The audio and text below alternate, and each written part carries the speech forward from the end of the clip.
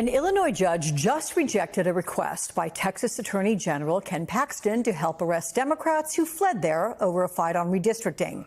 Texas Republicans are expected to end their first special legislative session tomorrow after Democrats denied them a quorum, but they will immediately begin a new one, leaving out-of-state Democrats hammering out a plan for when they should return home. Joining me now, Democratic strategist and author of the Salty Politics newsletter on Substack, Julie Roginski. I do love the name of your Substack letter. It's a fun one. Thanks. So let's talk about this, because Democrats, they want to be able to frame the fact that they've been out and that they have prevented any new redistricting maps from being drawn during this first special session, right?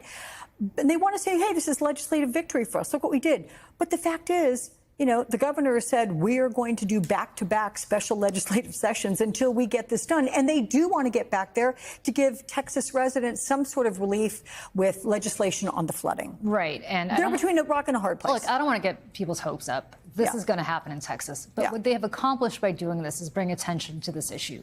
And in places like California, that is now about to undergo this whole referendum potentially on changing the way they do redistricting, it's important. It's important as an education tool. It's important to make people outside Texas and inside Texas understand the stakes.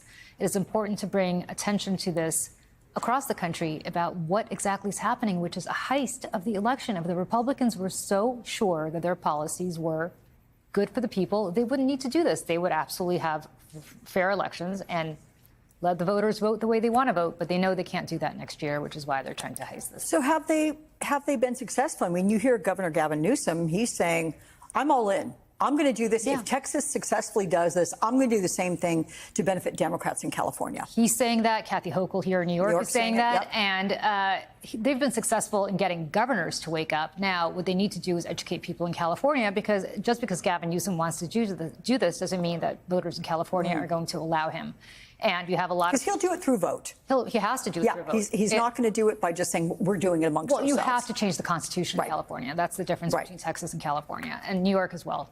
And so what ends up happening is that it's an education tool for those voters in California. And my friends in California, if you're listening, I understand this is not how Democrats want to do things. I understand that there's a sense of fairness that Democrats want to play in, but our democracy is at stake. It is critical for us to understand that in this case, the ends justify the means. And what that means is we cannot allow Donald Trump to hijack the House, because if he hijacks the House for another 2 years, we could say bye-bye to our democracy.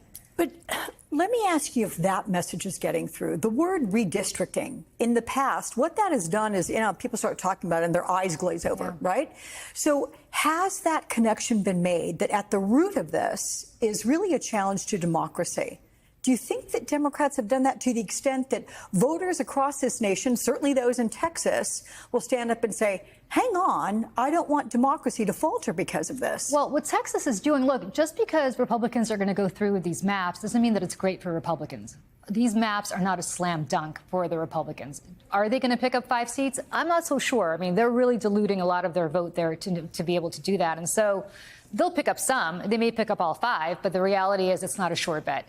In places like California and places like New York, to the extent that voters are tuning in, this cannot be about redistricting. This could not be about congressional reapportionment, which is the real name for it. It can't be about census data. It has to be about saving democracy. It has to be about standing up to Donald Trump. It has to be about not allowing Republicans to hijack this election and this country, which is exactly what they're trying to do. And if you make it in those kinds of, put it in those kinds of terms, as opposed to putting it in terms that are very wonky for those of us who love talking about redistricting, you're going to get somewhere. Okay, but you're a Democratic strategist. Right. What do you say to Democrats to say, here's how you need to message this successfully?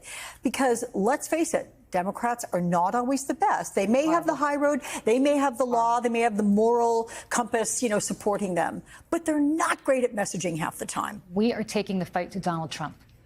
We're standing up to Donald Trump, and we're taking the fight to him. We are not lying down and allowing him to walk all over us. We are standing up for democracy. We're standing up for the rule of law, and we're standing up for the future of this country. Are people going to tune into that instead of talking about kitchen table issues, wallets? Yes, because what Democrats, who are the vast majority of voters in California, are just dying for, rank and file Democrats, if for somebody to just take the fight to Trump. They are so tired of their elected officials talking at a 90-foot level when they should be down in the gutter. I've said this before. I've said it on this show before. When they go low, we get out the excavator and we bury them. And that's what we have to do. We have to keep going as low as they are. If we sit here and talk about, this isn't right and this isn't the way it should be. Of course it's not right. Of course it's not the way it should be. But we have to fight them on their own terms because they're not going to stop unless we stop them. You are saying fight fire with fire, Julie 100%. Rybiński. Thank you so much. Thank you.